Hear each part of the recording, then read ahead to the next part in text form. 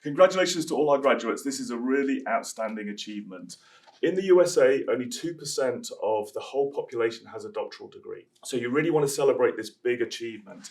And one of the ways that you do that is by wearing your regalia correctly and by the demonstration of how you wear that at the commencement. So what we'll be doing today is we're just going to run through with you how to wear the regalia, make sure that you've got everything you need so that you're going to look stunning walking across the stage.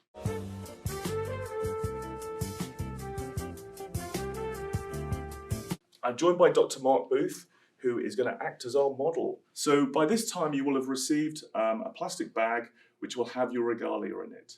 Within that bag you will have a gown, you'll also have a hood, and you'll also either have a mortarboard or you'll have a tam.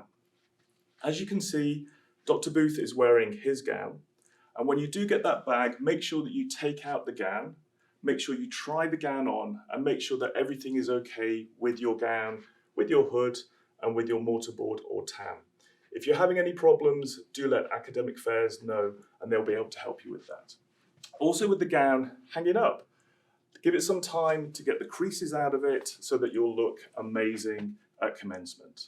Okay, so let's talk about the items within the bag. So we mentioned the gown. So what's special about this gown? So as you can see, we have on the front of it, velvet, and the velvet is in lilac. Lilac is the colour of dentistry, and the lilac on the front is 4 inches, which basically says this is a doctoral gown. But most importantly, you will see on the sleeves that you have 3 bars. The 3 bars, again, basically say to people that this is a doctoral gown, and it also lets people know that you are going to receive a doctoral degree. So with the gown, make sure that it is fitting correctly. It should be loose, it should flow.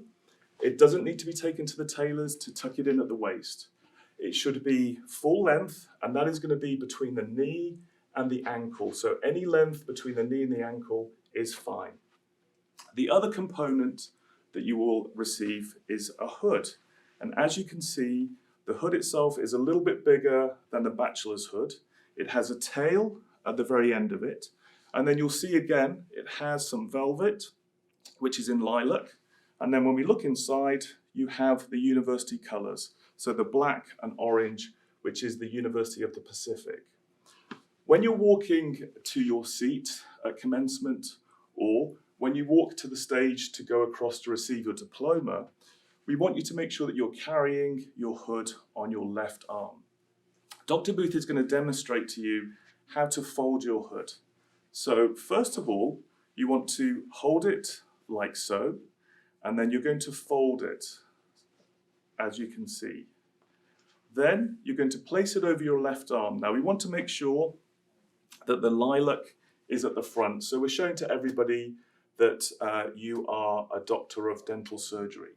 Once that is in place, you will hold on to that until you walk across the stage, and then you will be hooded. The other component that you will be wearing as well is your mortarboard. And when you receive the mortarboard, you'll notice that it doesn't always have the tassel on it. As you probably remember, the tassel for a bachelor's degree is black, but for a doctoral degree is gold.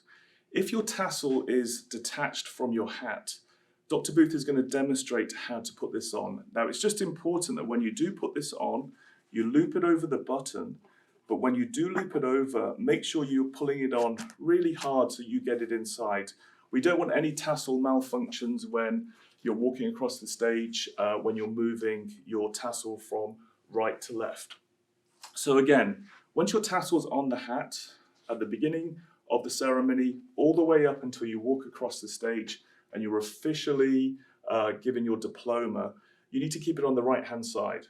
But as soon as you have got your diploma and you're hooded, you are free to move it to the left-hand side, which signifies you are now a doctor.